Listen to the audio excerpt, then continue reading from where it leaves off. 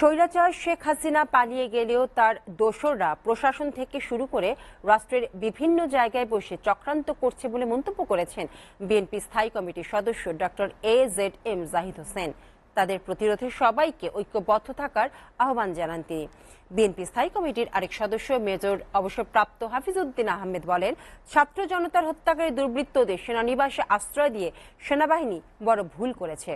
রাজধানীতে আলাদা অনুষ্ঠানে এসব কথা বলেন তারা। জানাচ্ছেন আব্দুল আহাদ।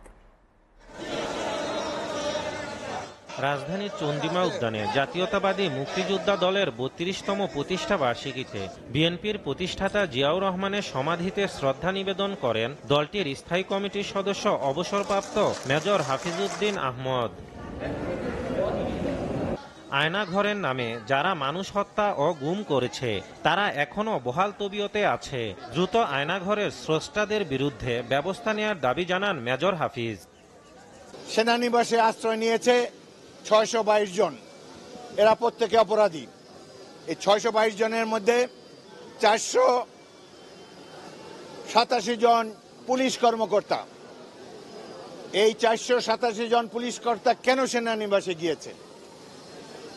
তারা জনগণকে হত্যা করে সেখানে আশ্রয় নিয়েছে। বাংলাদেশ সেনাবাহিনী একটি ভুল কাজ করেছে, এই ধরনের দুর্বৃত্তদেরকে, খুনিদেরকে সেনানিবাসে আশ্রয় দিয়েছে। এদিকে জাতীয় প্রেস ক্লাবে এক আলোচনা সভায় বিএনপির স্থায়ী কমিটির সদস্য ডাক্তার AZM জাহিদ হোসেন বলেন, আওয়ামী লীগের নেতারা যেভাবে পালিয়ে বেড়াচ্ছে তা লজ্জার।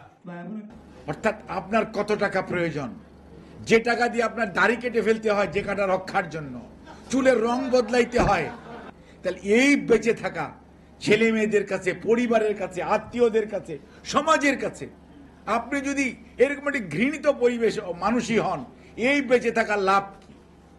এসছে বরঞ্চ বিষ খেয়ে মরে যাওয়া ভালো ছিল।